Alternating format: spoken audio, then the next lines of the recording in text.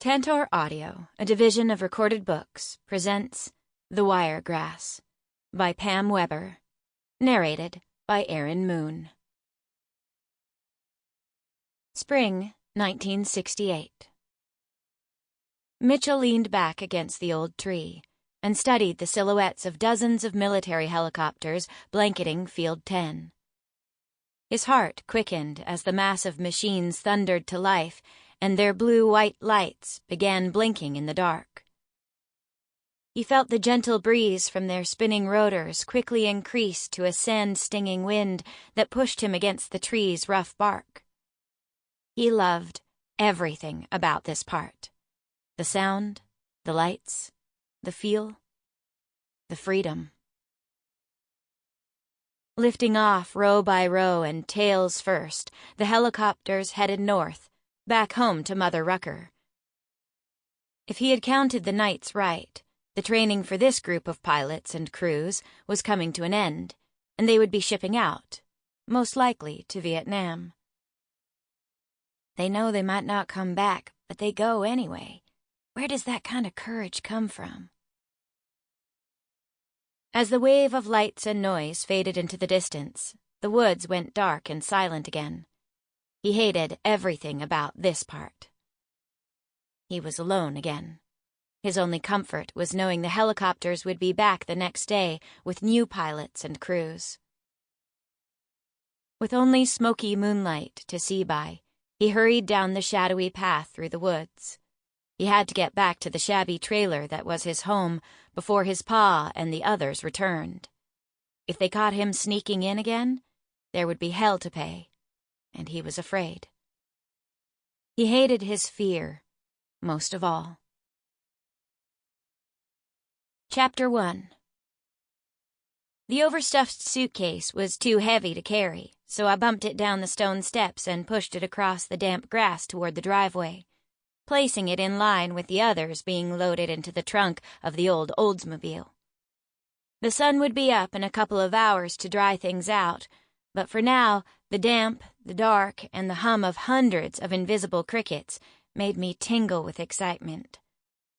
School was finally out, and we were leaving on vacation, or at least what my family called vacation.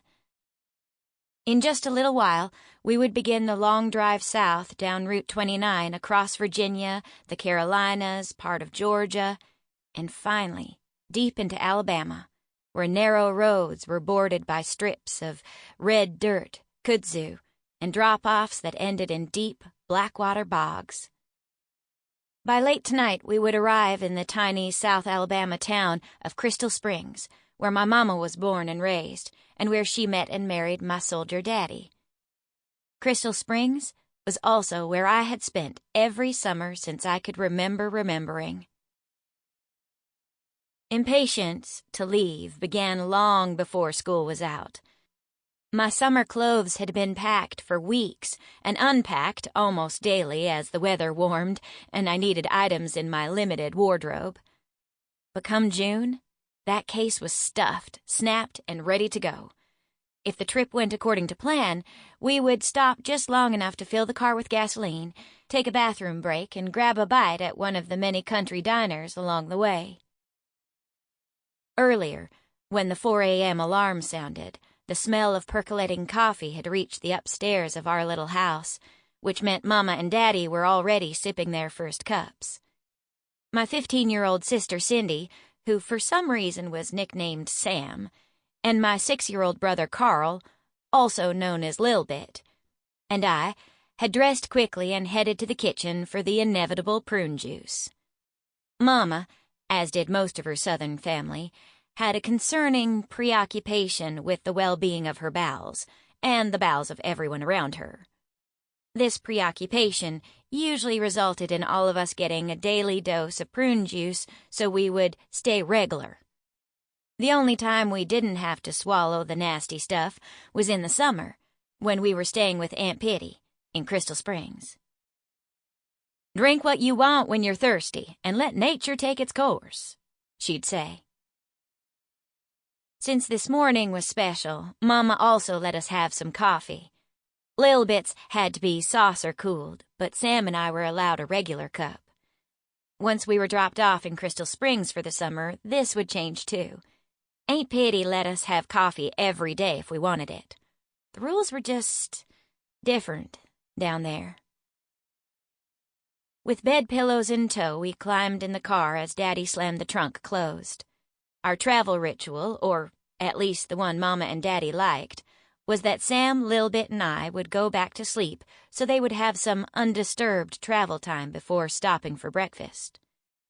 For the most part, their plan worked, except for me. My name is Nettie, and up to this point in my just-turned 14 years, summers in Crystal Springs were what I lived for, and I was not about to sleep through the drive to get there. So as Sam and Lil Bit settled down, I stuffed my pillow tight against the car window, said goodbye to my hometown of Amherst, and watched as the miles began to slip by and the stars grew dimmer in the lightening sky. Thinking we were all asleep, Mama and Daddy began to whisper about Crystal Springs, family members who lived there, those who did not, and those who would make the annual summer pilgrimage back. Mama was worried about the health of her mother, Susie, Granny Campbell, and came close to whining about the weakness and irritating habits of her 5 sisters and 2 brothers and their assorted offspring. I figured these folks were probably whining about us the same way. Aunt Pitty said that's just what families do. At the beginning of summer, when everyone arrived at the home place, it was obvious the adults loved each other. It was also just as obvious after a few days why most of them lived apart and why some came back just long enough to say hello and drop their kids off for the summer. This ritual would repeat when summer was over and it was time to pick us up. As the sun climbed higher, I started counting the familiar landmarks, signaling we were getting closer to Crystal Springs. By breakfast, we would cross the little falls of the Dan River into the mountains of North Carolina. By early afternoon, we would be in the flatlands of South Carolina and Georgia, places where you could look in all directions and see a whole lot of nothing. By late afternoon, we would pass the gold dome of the Georgia Capitol, and by supper time, the green military vehicles from Fort Benning would fill the road, and we would be crossing the painted rocks of the Chattahoochee River into Alabama. For Lil Bit and me, it was the military trucks we passed that were interesting. But for Sam, the jeeps filled with young soldiers were what had her sitting up higher and paying closer attention to what was outside her window. Sam didn't say a word about these easy-on-the-eyes fellows. She liked boys. So did I, just not the same way. To me, they were ball players' friends or annoying twits.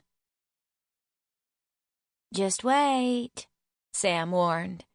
"That'll change."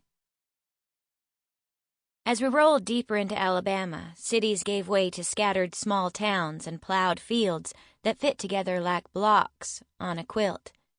Some wide, some tall, some with tree-lined hedges, and some with rain-washed gullies separating them.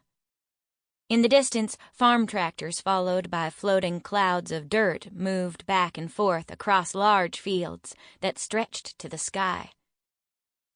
Some of the large fields gave way to smaller hodgepodge ones belonging to dirt farmers and sharecroppers who did most of their plowing and picking by animal and by hand. Occasionally, we would see these folks sitting on crates and stumps under shade trees or taking a swim in nearby creeks, most likely trying to cool off after working long hours in the heat. By day's end, the sun would be setting on dozens of small pine-filled islands dotting Lake Eufaula, and we could watch the water turn as red, yellow, orange as the sky, an impressive sight even for a 14-year-old. According to the billboard at the entrance, the lake was 30 miles long, had 700 miles of shoreline, and was the bass fishing capital of the world. But more important, it marked our entry into the region of the Deep South known as the Wiregrass. Chapter 2.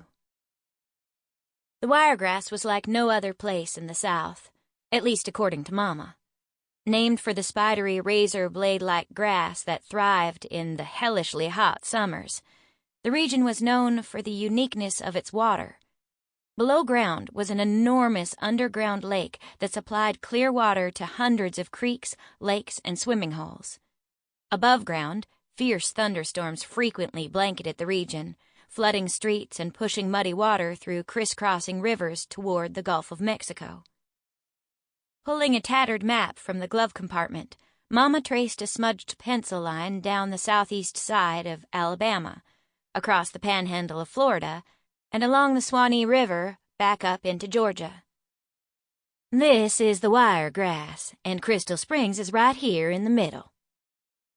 Mama said it was the hundreds of tiny dots-on-the-map towns that defined the good and the not-so-good nature of the Wiregrass. Folks here were a mix of the rich, new and old money, the poor, little or no money, the good, believers and behavers, and the bad, non-believers and misbehavers. Most rich folks had good jobs, big houses with air conditioning, and nice cars, while most poor folks lived in shabby trailers or houses sitting on trashy lots, scattered with broken furniture and odds and ends car parts that, if put all together, would not make a whole vehicle, much less one that ran. Our folks were in the middle, richer than some, poorer than others, believers most of the time, and behavers, at least when folks were looking. Mama loved the Wiregrass, but every summer she gave us the same warning. This place is where angels and demons dance, so be careful whose toes you're stepping on. Rich or poor, non-believing, misbehaving folks are dangerous. Rich ones think the rules don't apply to them, and poor ones have nothing to lose. Finally, reaching the Wiregrass was exciting for 2 reasons. The long trip would soon be over, and, more important, I knew the Cussins would be waiting for us. Cussins was the name we had given ourselves years ago, a small band of Campbell cousins who spent summer vacations in Crystal Springs together and who had a habit of occasionally letting cuss words fly. After multiple mouth-washings with bar soap, we learned to control the impulse in front of Granny and those aunts and uncles who viewed swearing as a going-to-hell type of sin. But among ourselves, and the more tolerant, we let the words fly when no other words seemed to fit. The same aunts and uncles who said we were going to hell for cussin' also said trouble followed us like gum on a shoe, which was not actually true. We were seldom victims of trouble. We were the cause of it, at least the harmless kind. Trouble was the most entertaining part of our summer, and we were successful at it because we were fearless and had the ability to plan it, do it, and keep our mouths shut. Once in Crystal Springs, the Cussins would stay with Aunt Pitty and Uncle Ben. They were our favorites, mostly because without them summers in the Wiregrass would not be possible, but also because they liked to spend time with us. Aunt Pitty was always saying, "Let's go," and we would be off fishing, swimming, junking, or sitting at her kitchen table playing marathon games of aggravation on her homemade board. Aunt Pitty and Uncle Ben had one son, Hank, who was in the military somewhere overseas and seldom made it home. 10 years earlier, when Hank left, Aunt Pitty said she missed having young folks around and invited the Cussins to spend the summer with her and Uncle Ben. They must have enjoyed having us because they had invited us back every summer since. We enjoyed a level of freedom with Aunt Pitty and Uncle Ben that we did not have at home. But we also had responsibilities. Aunt Pitty expected us to help with meals, tend the garden, and take care of her chicken coop. She also expected us to watch out for one another and stay out of trouble, at least as she defined it. Failing in any of these responsibilities resulted in the loss of our freedom, at least for a day. So we learned quickly to take care of business and guard the boundary between chores and fun. As far as we were concerned, It was more than a fair trade. Sample complete. Ready to continue?